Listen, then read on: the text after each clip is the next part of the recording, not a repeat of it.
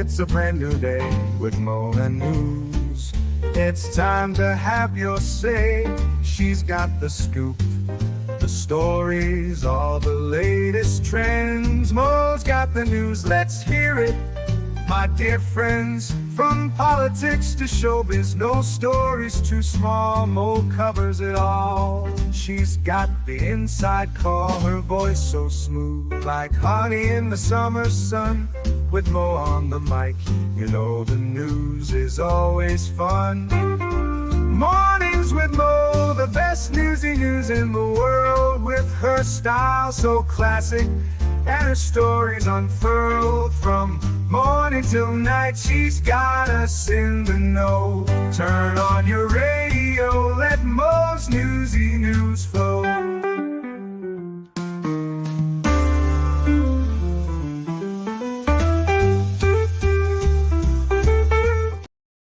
Hello, everyone. It is almost Friday. We are here on the 30th of May. We have survived, at least my kids have almost survived the first week of school break. So only like a gajillion and 12 to go. Moms, you know me, you feel me on that one. Good morning, Cynthia, retired firefighter, and thank you for your service. Wolfram, thank you so much for being a great mod. I appreciate it so much. Also, Squid Pro Quo is a wonderful mod, and go check out her channel. She does a bunch of different things. I try to watch everyone that I promote, so I haven't watched as many of her things, but go give Squid Pro Quo a watch. Jeffrey, good morning. You know, sometimes I am right. Uh, Joan of Arc was burnt. Squat Bob always bringing the facts. John, good morning. JW, I'm glad you're feeling better.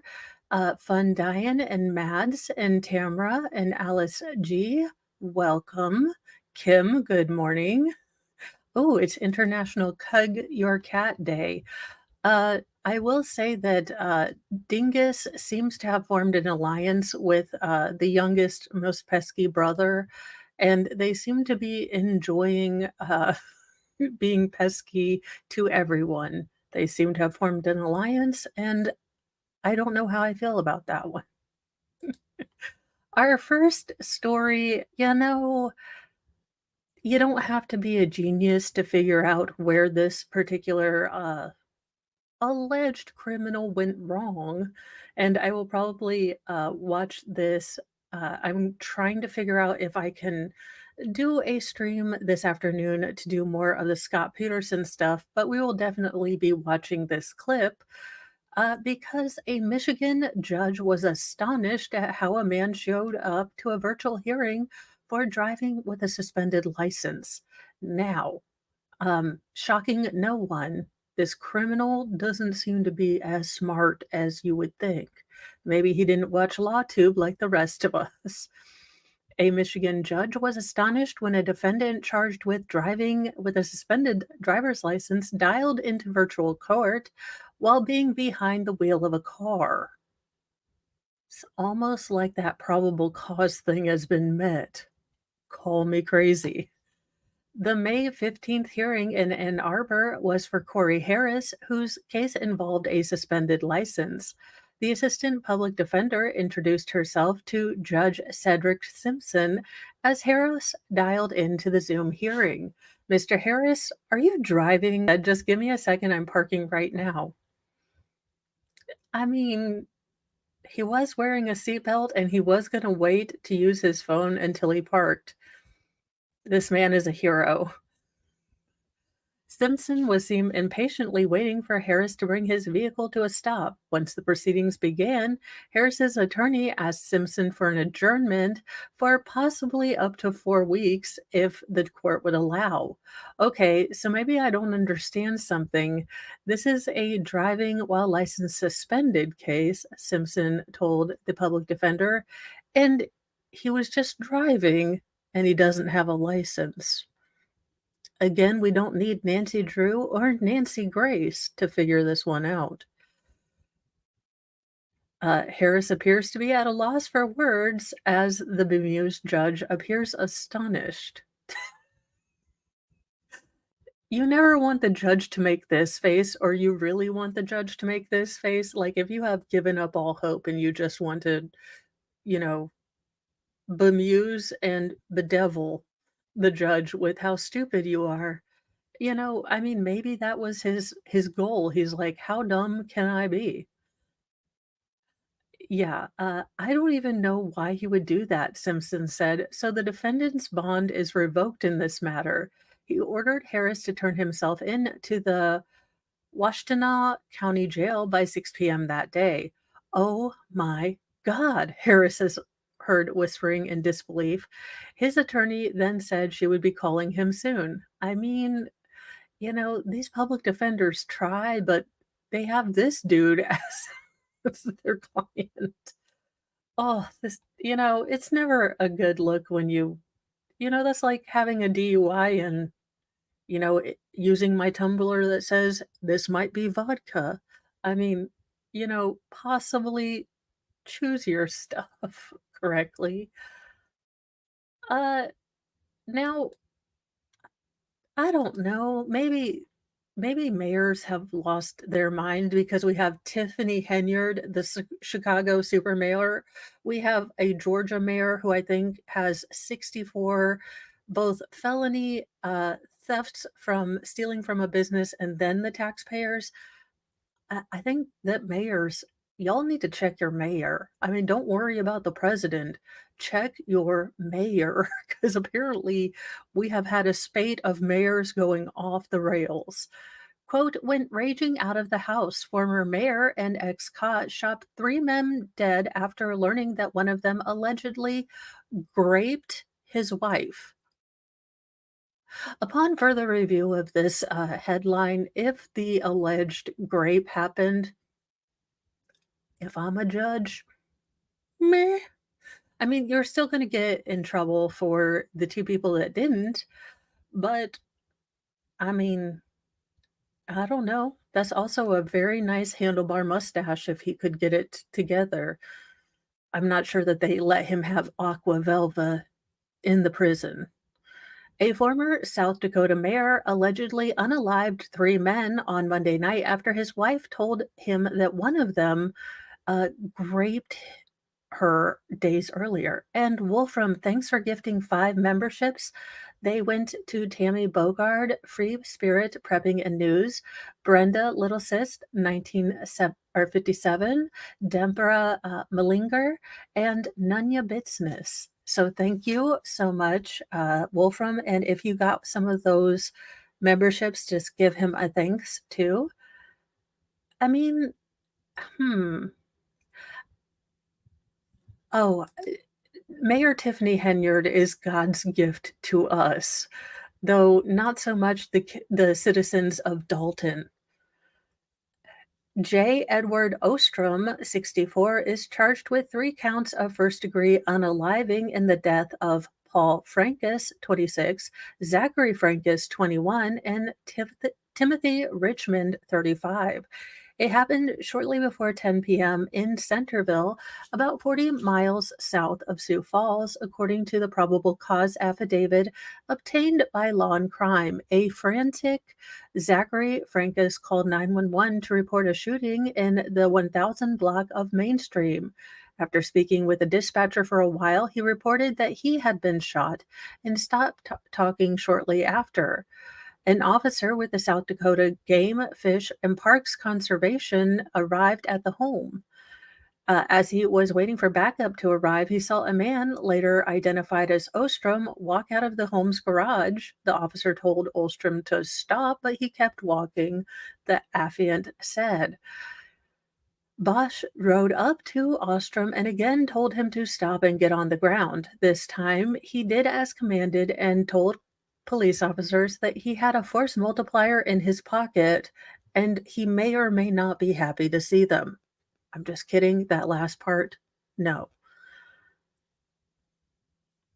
Uh, Cops reportedly found an AR-style rifle laying on the ground next to him, a .308 no, a 38 in his pants pocket and several shotgun and rifle shell casings on him. Ostrom also had a blood on his hand and smelled like alcohol. Zach, you're right. A frantic Zachary Frankus. Unfortunately, he did pass away, and I know I do a little bit of humor. This is obviously terrible for a family that lost 2 people and, the other gentleman, and even if both of them, one of them, all of them did do the preceding crime of grossness to a female human being, there's reasons we wait for due process and things like that. Was the wife being completely honest? What? Now this is just not allowed. But, there are reasons that we do due process because we wanna have all the evidence. We wanna make sure that the person actually did what they said they did, and not take things into our own hand. Officers entered the home and found 3 men dead from gunshots. And thank you for being a member for 2 months, Captain Kern. Believe me, I feel that in my soul sometimes. Uh, Ostrom lived down the street, and detectives went to the home to interview his wife. She told the agents with the South Dakota Division of Criminal Investigation that on May 23rd, she and Paul Frankus were drinking at her home while her husband was asleep. She alleged that Paul Frankus forcibly kissed her, exposed himself, and ground against her clothing and back. According to her, when she told her husband this on Monday evening, he stormed out of the house and went raging towards the Frankus home. She denied knowing that her husband was going to do this or whether he was armed when he left the house. She said she remained at home until police showed up at her door. Agents later learned that the 911 caller, Zachary Frankus, had a brother named Paul. Their vehicles were parked out front of the home and registered to the address. Cops took Ostrom to Minnehaha County Jail, where he's being held without bond. The South Dakota Attorney General's office set out a press release announcing Ostrom's arrest. There is no further threat to the public, Attorney General Marty Jackley said. South Dakota Searchlight reported that Ostrom was the mayor of Centerville and served as Turner County Sheriff's deputy before that. As mayor, the city's police chief sued him for harassment of the female police chief. Of course, sir. Good Lord. In 2010, the lawsuit was settled 2 years later. According to the outlet, Ostrom was previously a cop in Wyoming before moving to Turner County Sheriff's Office in the early 2020s, or the early 2000s, sorry. Sioux Falls CBS affiliate reported that Ostrom was also a Centerville City Council member. I mean, again, what criminals and people who want to kind of push this fake criminal compassion kind of reforms, this cash bail stuff or cashless bail stuff, while our justice system might not be perfect, we do have, you know, due process. We do try to at least impute a little bit of thought, finding evidence, and, not letting mob or vigilante justice happen. The more people feel like they are not being protected by their police, they are not, the criminals seem to be running free and no one is doing anything, the more you are going to get vigilante justice like this. And I really don't want that because these 3 men might not have been guilty. That wife might have been a lying liarton who lies. But now we don't know. And 3 people are passed away because were put in the ground for absolutely no evidence. Good morning, Vince, and thank you for being a member for 2 months.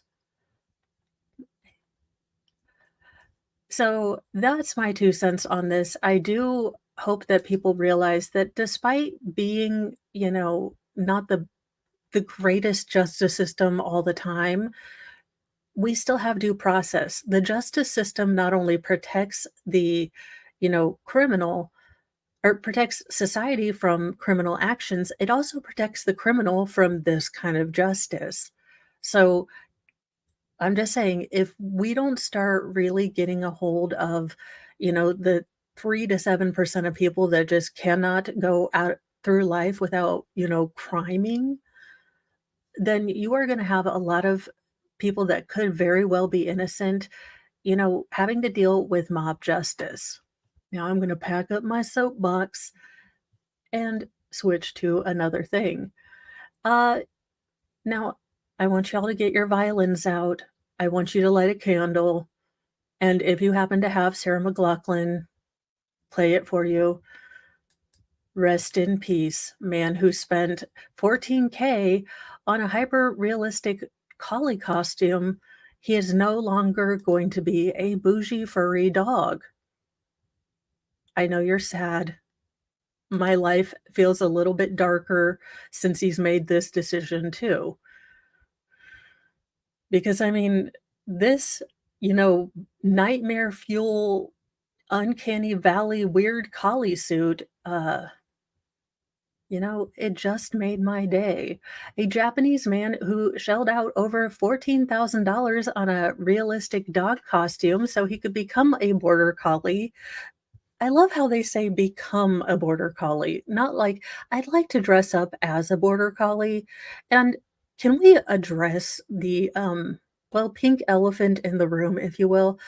Has anyone noticed that if you want to find a female costume for Halloween, it is either, covered up handmaidens or they now have sexy lobster costumes. I can't, y'all. The costume, ladies costume stuff because I like to buy off season and get a discount. I was tempted about the, sexy lobster because I love Jordan Peterson, but I think I'll pass for still paying $60 for half a costume and not even lobster or a butter stick. Salfun.com. They make their own costumes, and apparently sexy lobster is a choice. Toko, the human collie, said the challenge of moving like a dog had left him to reconsider imitating a collie. So now he's wondering if maybe he can become another animal. Dogs and humans have different bone structures and the way they bend their legs and arms. I I don't know. This has to be. Is someone punking us? Did we end up in the stupid dimension? I need, what is that name, Ashton Kutcher, to come jump out of my closet and say, "Punked, y'all," because this can't be a real timeline. It just can't. And Zach, you will identify as a twin spirit penguin platypus, Pengapus. I I approve this ad because it's diversity, inclusion, and brave and beautiful. So congratulations. Let's see. I might realistically be able to become some other dog, a panda or a bear. Look, I vote panda, but I don't know that he has a poll up on his YouTube or what have you.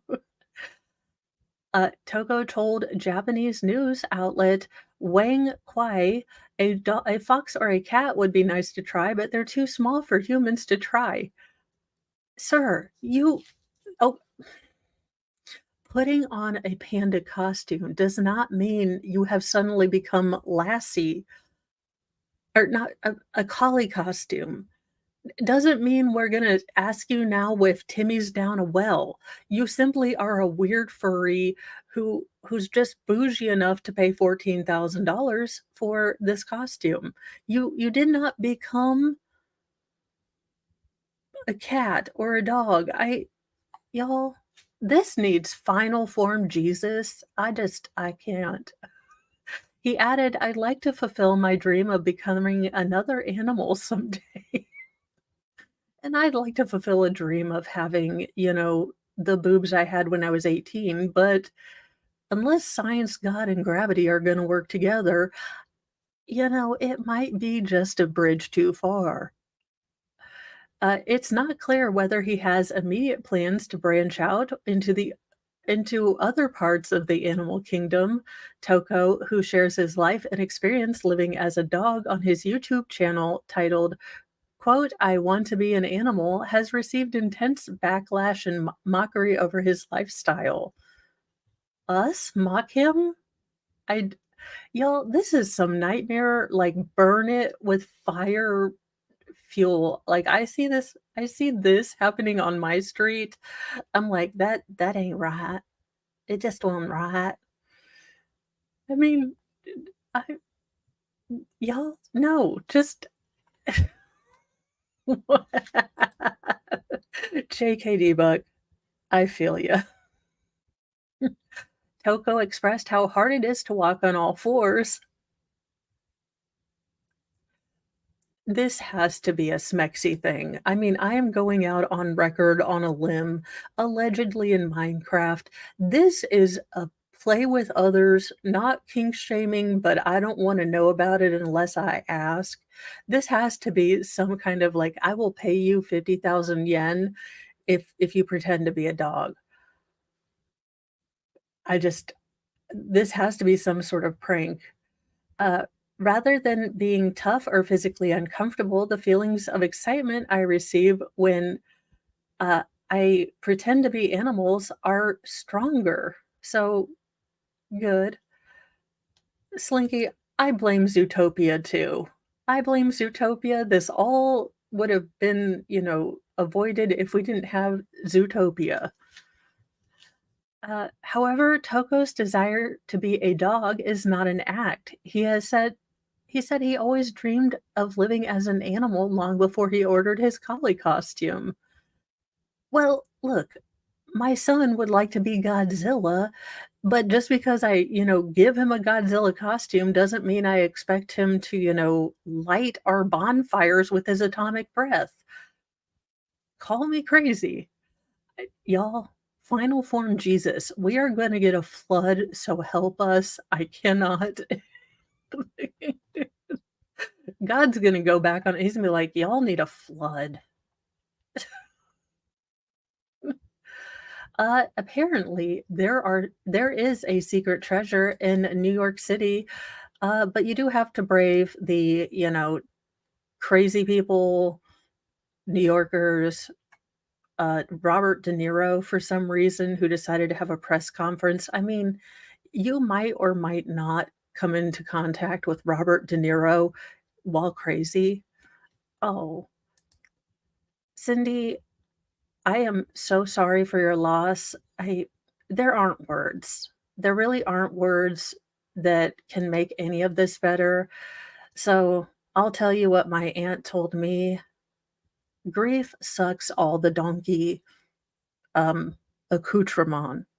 And it's a sucky club, and I'm sorry you had to join it. Take time for yourself.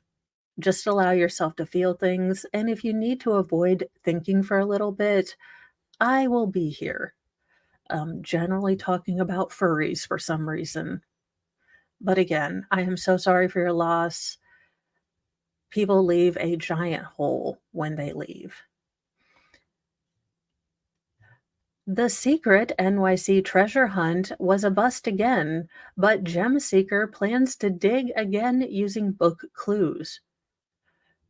He thinks Staten Island is Treasure Island. At 6 a.m. this past Saturday, David Hager, 58, and his wife Michelle, 51, and their two sons, Tyler and Ryan, 21 and 17, started digging in a small park of the Forgotten Borough. Hager, who lives in Colorado, believes he correctly deciphered clues pinpointing buried booty on Staten Island from Byron Preece's 1982 book, The Secret, A Treasure Hunt. Quote, "There are two things in the book that no one could figure out. Hager, a former geologist and science teacher who now owns a college planning service, told the Post. We have this so dialed in, it has to be here. I mean, you can just start digging for buried treasure in a public park. I'm just asking for a friend because I might or might not be able to access a metal detector. Knowing my luck, I just find copper wiring and have to replace someone's entire plumbing. In the early 1980s, Price supposedly buried casks and keys in a plexiglass case in 12 North American cities. He put elaborate clues in the book as to their whereabout. Only three of the treasures in Chicago, Cleveland, and Boston have ever been found. It is widely assumed that there is loot somewhere in the five boroughs, but it's never been located. Press died in a car crash on Long Island in 2005. Hager and his family traveled from Denver to spend the holiday weekend digging. They uh, brought battery operated power drills, shovels, and underground cameras with them. If Hager finds a cask and a key, he could exchange the key with Price's estate for a specific gemstone, a topaz, according to his interpretation of the clues, with an estimated value of $2,000. Oh, thank you so much, Sarah. I am working on it. Uh, and then, to be fair, I'm sitting on a metal detector and a pinpointer to start looking for the lost. Hey, groceries are freaking expensive. We're about all starting to shake our couch cushions. The Hagers did or had to do their digging in the park. The exact name and location they requested not be published on the sly since they were not licensed for excavating. When a passerby happened to ask them what they were up to, Michelle cagily told him, "We're looking for Grandpa's time capsule." You know, like, don't you all go to the, public parks and try to dig stuff up? At various points, Hager counted off steps and told his sons where to dig, as he himself is recovering from a shoulder injury.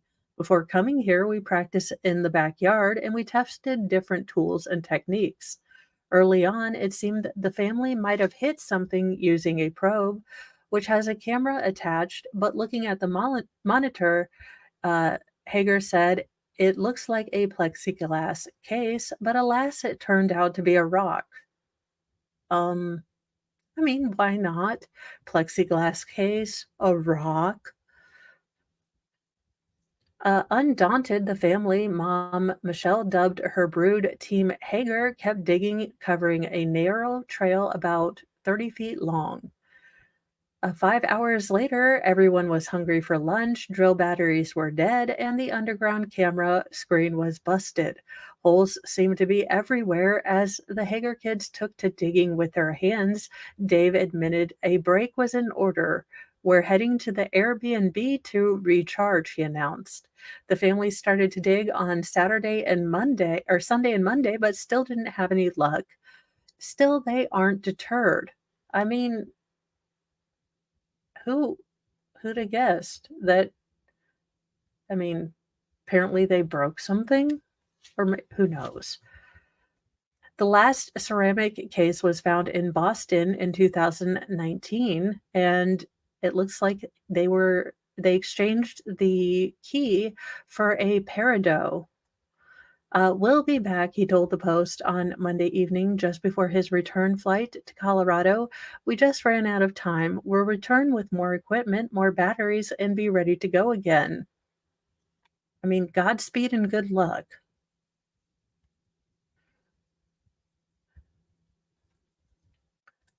In more Gypsy, Rose Blanchard, her marriage imploding, apparently we have more crazy shenanigans these two wild kids came up with. Brian Anderson addresses food hoarding accusations. following Gypsy Rose Blanchard's split. Now, I will say I feel a little bit bad for her husband because it seemed like she was not in any sort of mental space to actually commit to an adult relationship because she just didn't have those, skills.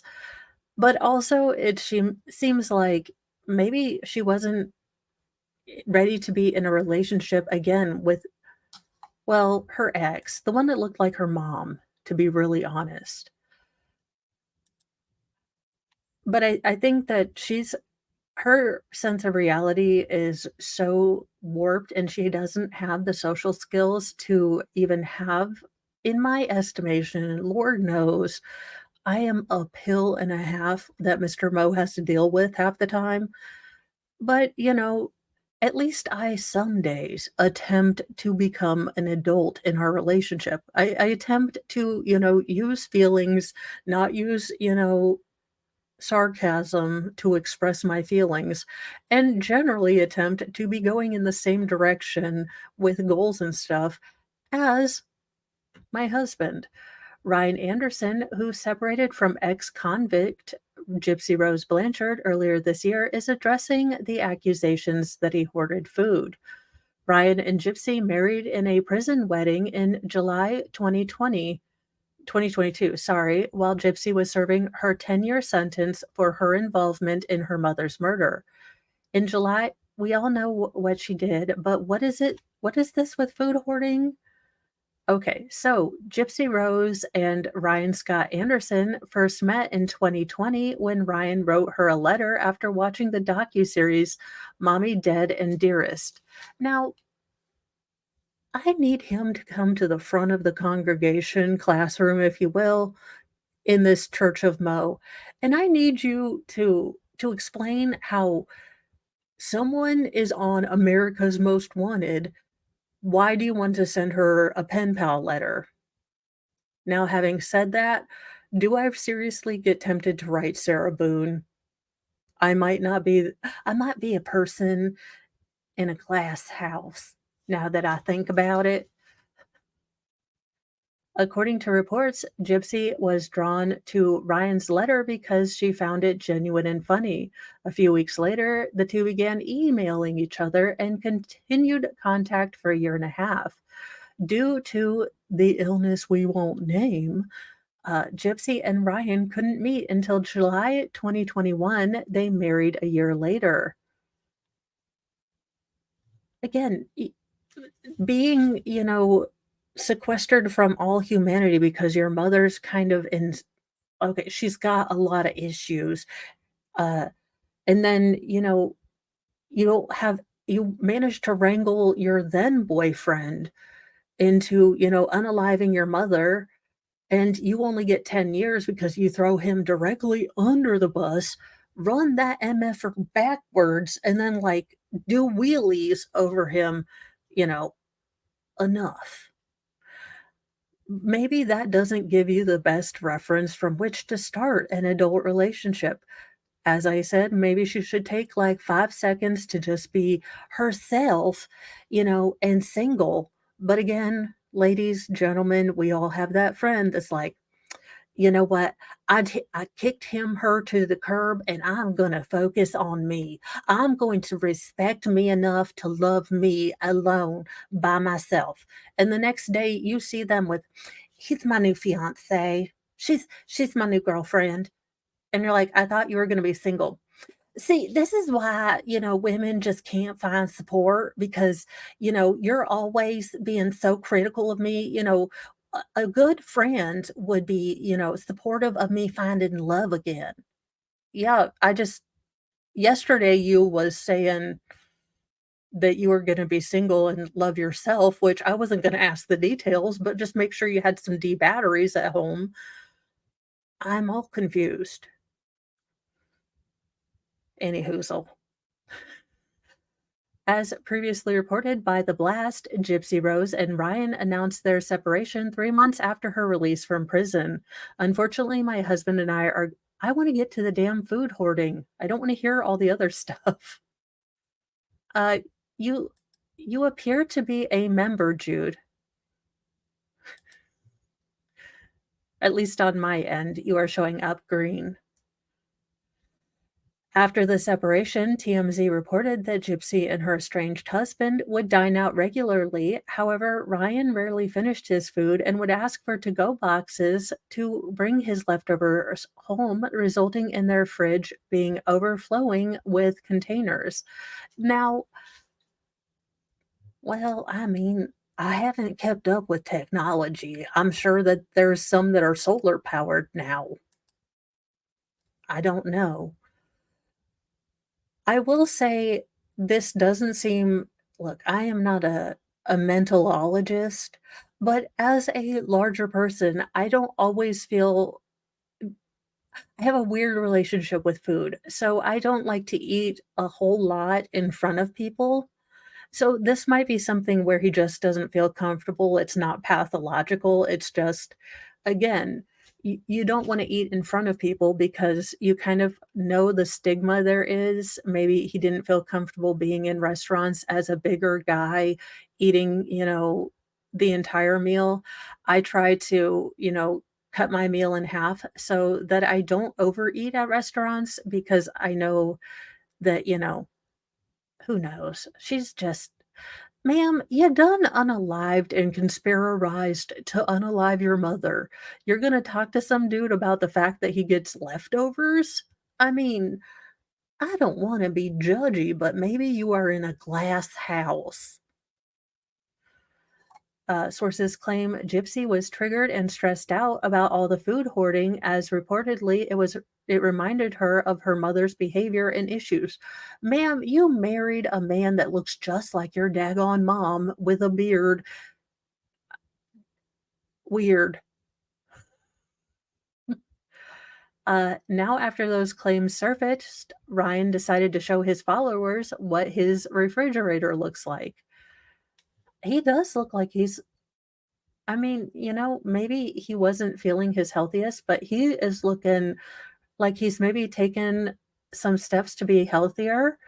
And I hope that he's feeling better about himself. Apparently, it looks like he's maybe putting himself first and that kind of thing. The special education teacher shared a video to TikTok claiming he doesn't know what a food hoarder is. I mean, I don't have food hiding under beds or anything like that, he continued. I do have a gastric sleeve, so that means the doctor removed 30% of my stomach. So when I go out to eat, I can't eat a lot. So I do get to go plates. Okay, so he had a stomach resection. You can't eat all that much. Maybe he had just gotten, the surgery when she was with him. It is it is very interesting that Gypsy would pick this. So he has a gastric sleeve, which means they probably also shortened his uh, long intestine, whichever one of the intestines they generally do with a gastric bypass. So you can't absorb as much of the food. This is just what it is, guys. I don't like wasting things. I just can't eat a lot. But anyway, here we go. Ryan then warned his followers that his fridge is bad, so be prepared, before opening the door to his refrigerator, revealing what looks to be 8 to 10 containers of packaged food, as well as some vegetables, Gatorade, and Dr. Pepper. Oh my God, the humanity, Ryan said sarcastically, showing off his food. There's stuff everywhere. My God, what am I going to do? You notice there's some Tupperware. Nothing in there is over a week old, he said of the food contents. Guys, nothing crazy. I mean, come on. What's a food hoarder? I don't know what that is. After seeing the clip, many of his followers shared their thoughts. This is so cringe, one user claimed. This is so petty, another wrote. While some are not fans of the video, others pointed out how savage it is.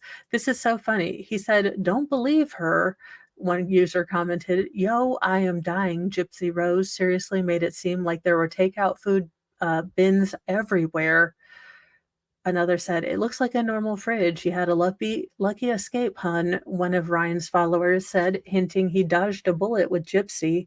"You look great, brother. You're better off you dodged a bullet literally," another echoed. Lastly, one fan expressed, "Even if your fridge was overflowing with old food, when you love someone, you work things out. You don't this this would not be one of the things that would be like a divorceable sin to me. I mean, really, there's only one thing that you do. I get a no contest divorce is if we are out at a restaurant and it is my birthday, if you tell anyone, like that is grounds for me winning everything.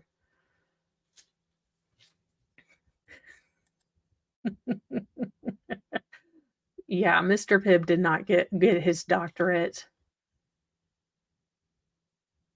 If you would like to see one of the new wonders of the world, have you ever thought of Manhattanhenge?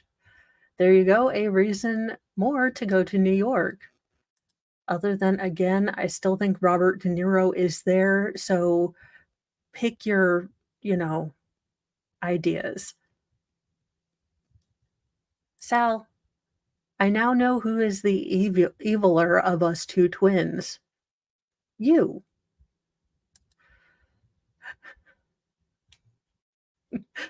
Uh, Twice per year, New Yorkers and visitors are treated to a phenomenon known as Manhattanhenge, when the setting sun aligns with the Manhattan street grid and sinks below the horizon, framed in a canyon of skyscrapers. The event is a favorite of photographers who often bring people out onto the sidewalks on spring and summer event evenings to watch this unique sunset. The first Manhattan Henge of the year happened Tuesday at 8:23 no 8:13 p.m. with a slight variation happening again at 8:12 p.m. It will occur again on July 12th and 13th. So there we go. Where does the name Manhattanhenge come from? Astrophysicist Neil deGrasse Tyson. Sir, I'm still pissed off that you, hey, I know this is crazy, but you still took Pluto away from us, Neil deGrasse Tyson, and I'm not happy with you. I mean, he coined the term in a 1997 article in the magazine Natural History. Tyson, the director of the Hayden Planetarium at New York's American Museum of Natural History, said he was inspired by a visit to Stonehenge as a teenager. The future host of TV shows such as PBS's Nova Science Now was part of an expedition led by Gerald Hawkins, the scientist who first theorized that Stonehenge mysterious megaliths were an ancient astronomical observatory. It struck Tyson, a native New Yorker, that the setting sun framed by Manhattan's high rises could be compared to the sun rays striking the center of the Stonehenge circle on the solstice. Unlike the Neolithic Stonehenge builders, the planners who laid out Manhattan did not mean to channel the sun. It just worked out that way.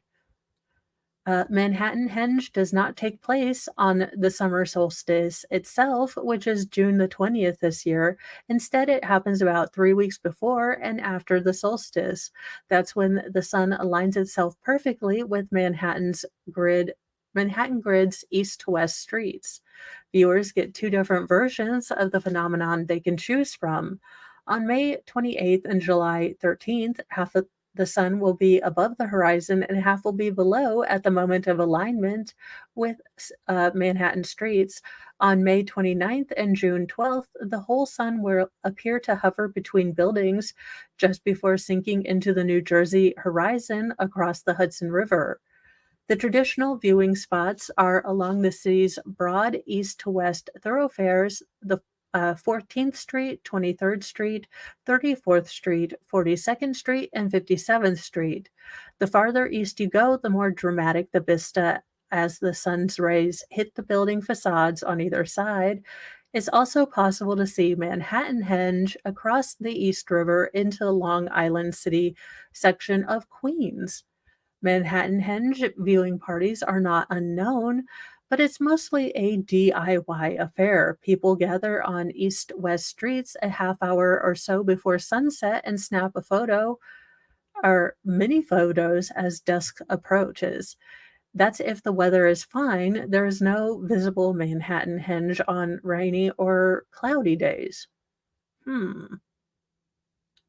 my shock. Similar effects occur in other cities with uniform street grids. Chicago Henge and Baltimore Henge happen when the setting sun lines up with the grid systems in those cities in March and September around the spring and fall equinoxes. And Toronto Henge occurs in February and October. But Manhattan Henge is particularly striking because of the height of buildings and the unobstructed path to the Hudson. Good morning, Fraudit Wrangler. I am doing okay. I hope you're doing well. I did not know that we could see all these henges, but if I had to pick, I'd go to Stonehenge first. I don't know that you could pay me to go to New York. It's a whole lot too people-y. Like if they kept everyone home and had an introvert only New York day, that might have been too people-y.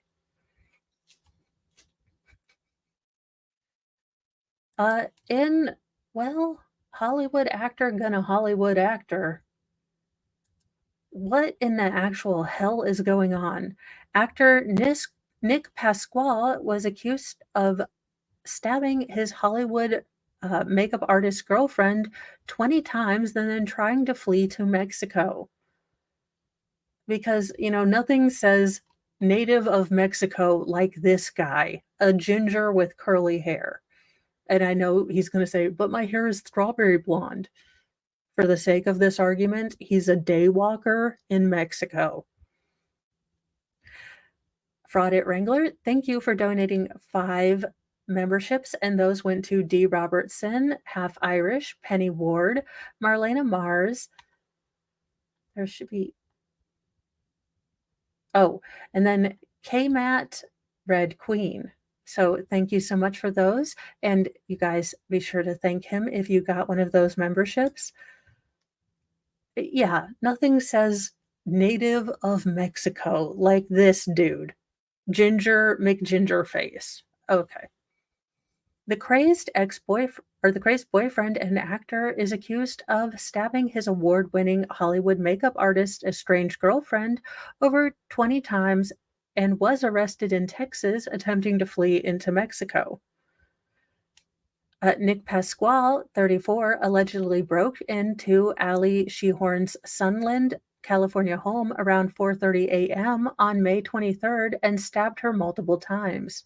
Shehorn suffered multiple slashes along her neck, along with cuts to her arm and abdomen. I believe they have a picture of her in hospital right now. I mean, at least she seems like she's keeping up her, sense of humor, but uh, this is gonna be so incredibly hard to come back from, but if she keeps her humor, maybe that will help.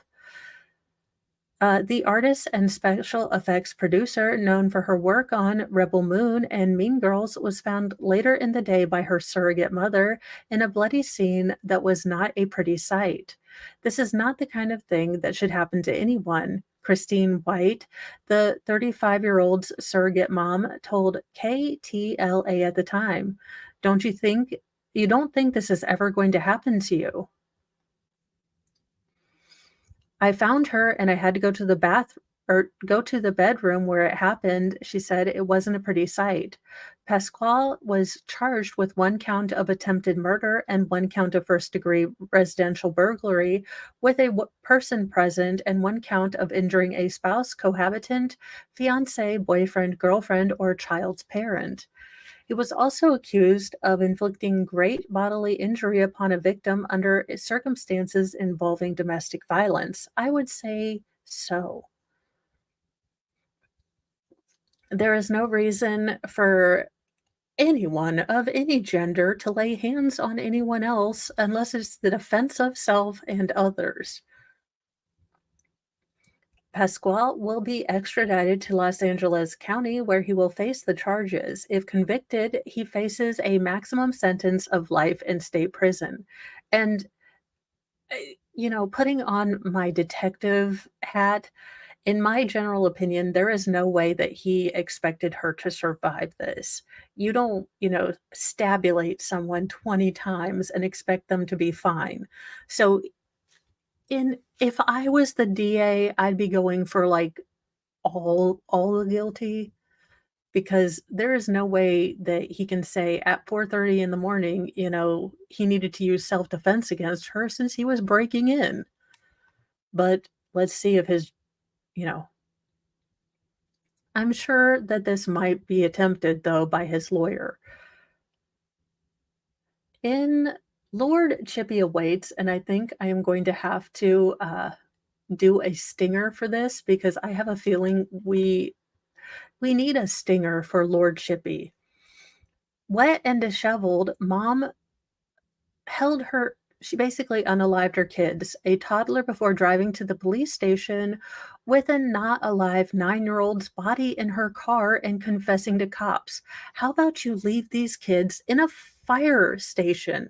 If you are so, stressed out, mentally taxed, whatever, I'm sure postpartum depression or whatever they're going to let this woman argue, then you know what? How about you leave your kids at a fire station where it is safe to where I think most states have, laws where you can ask anyone. If you are having a hard time dealing with your children, walk away, put yourself in timeout. I don't understand what's wrong. We have just y'all people need some final form table flipping Jesus around here.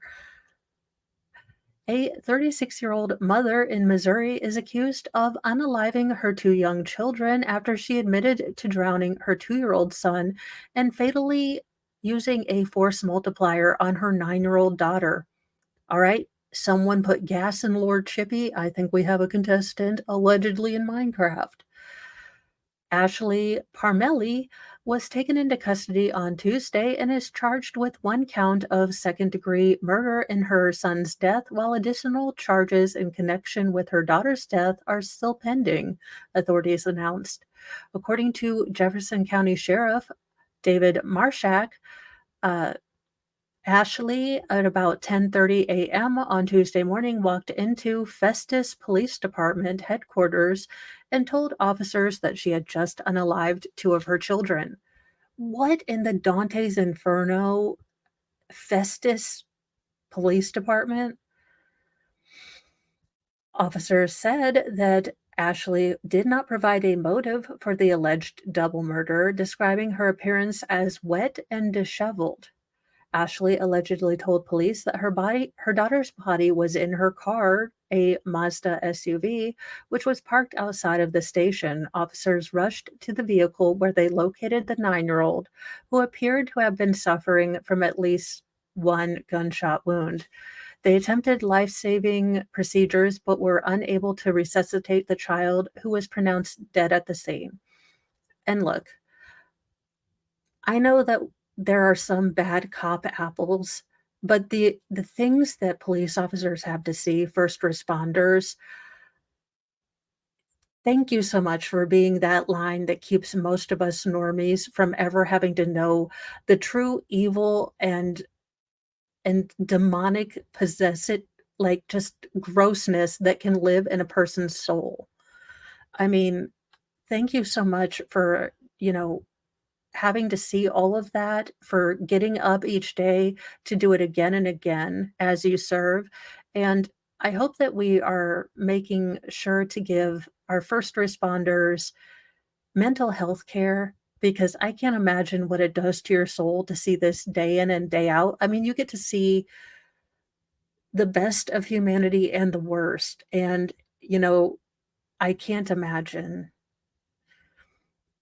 The little boy was found in a water fountain pool at Timber Creek Resort in the 4800 block of Highway 67 in an unincorporated part of Festus, Missouri. Officers jumped in the water, recovered the body, and attempted life saving measures as well, but they were unsuccessful in saving the life of the child. Marshak said during a Tuesday news conference. The toddler was pronounced at the scene. Marshak said investigators believe Ashley shot and unalived her daughter at a location near the 9,000 block of Highway East near or Highway E near Bonne Terre or Bonne Terre. Because that is located in St. Francois County, Missouri, the St. Francois County Prosecuting Attorney's Office will ultimately make the decision regarding what charges to bring in the alleged homicide. Authorities believe that Ashley, unalived her daughter first, then drove to Timber Creek Resort, where she also unalived her toddler before heading to a police station. Authorities have not released a possible motive. This situation is a tragedy for our communication or for our community and a tragedy for the family and victims and anyone who knows this family, the sheriff said. The police have not identified the two victims. Festus R. VI School District sent a letter to parents confirming that the 9-year-old third grade student, Scarlett Parmley, had been unalived, according to a report from the St. Louis Post-Dispatch. In the letter, the district described Charlotte as being a bubbly, energetic and trustworthy student who's caring and compassion, eager to please with a good sense of humor. She could make friends with anyone, and she was very much looking forward to moving to the fourth grade when classes resumed in August, the letter reportedly said. Ashley is currently being held without bond in the Jefferson County Jail in Hillsborough, Missouri, authorities said. Under Missouri state law, a defendant convicted of a second-degree murder faces a maximum penalty of 30 years in state corrections. How about all the years in state corrections? After that story, we need a happy story to end up with, and I think I might have found the cutest story to end, especially with those of you who are following the Karen Reed case. If this guy isn't the guy with the plows who knows all about the plows, thank you, King Bob, for gifting one membership, and that went to Rosalind Duke. Thank you so much, King Bob. And Rosalind, congratulations on getting the membership. But I forget what his name was, maybe Tally. I don't know. The guy that had the real old man eyebrows and was just there to talk about plows. He just wanted to tell everyone, like, we have half-ton plows, we have 1.5-ton plows, we got Jeeps with plows. But this definitely is a good ending. A 90-year-old man is named the world's oldest truck driver. And look at his truck. I mean, that is some cool airbrushing, and the cactus kind of looks like a middle finger. Not gonna lie, I'd steal it. Thank you, King Bob, for the super sticker, and it is a pear giving the thumbs up. I was like, what is that thing? I mean, look at how cute he is. The 90-year-old holder of the Guinness World Record for the oldest truck driver said, quote, "The word retire is not in his vocabulary." Doyle Archer, who worked for the Coombs Incorporated in Phillipsburg, Kansas for 20 years, was certified as the world's oldest truck driver at the age of 90 years and 55 days old. Archer has been driving trucks for more than 60 years, racking up approximately 5.5 million miles behind the wheel. "I don't plan to retire anytime soon," Archer told Guinness World Records. "As long as my health holds, I'll keep driving. I don't have the word retire in my vocabulary." The great-grandfather of 26 said his career has taken him all across the country, hauling all sorts of different cargo. "Anything you can haul in a truck, I've hauled it," he said. Aw, make this man president. I love this. So there you are. I hope that this has given you guys a good start to your day. I love finding, just regular people enjoying life and doing something a little bit fun to end the day with. I will see you guys this evening for Nightly Newsy News. If I feel super froggy and I get all my stuff done, I will probably do a Scott Peterson, more of breaking down that 337-page brief and trying to get more idea of what the state is laying out as a timeline. And then I will see you tonight for Nightly Newsy News. I will let you guys know that next week I will probably start the summer schedule. So I will do mornings with Mo at 8. It's just going to be the only thing that changes. But most of me having to do, the 9 time slot is when the boys have to go to school. So I can get that done a little earlier and give you guys, that live various and a sundry places a little bit of a, time change. I do not have you guys going anywhere, so you may all flee before me, my children, and make your own destiny. Have a great day. I will see you guys tonight or during the Scott Peterson uh, stream if I get froggy. And, remember, time is a thing. It could happen. Have a great day, guys. Bye.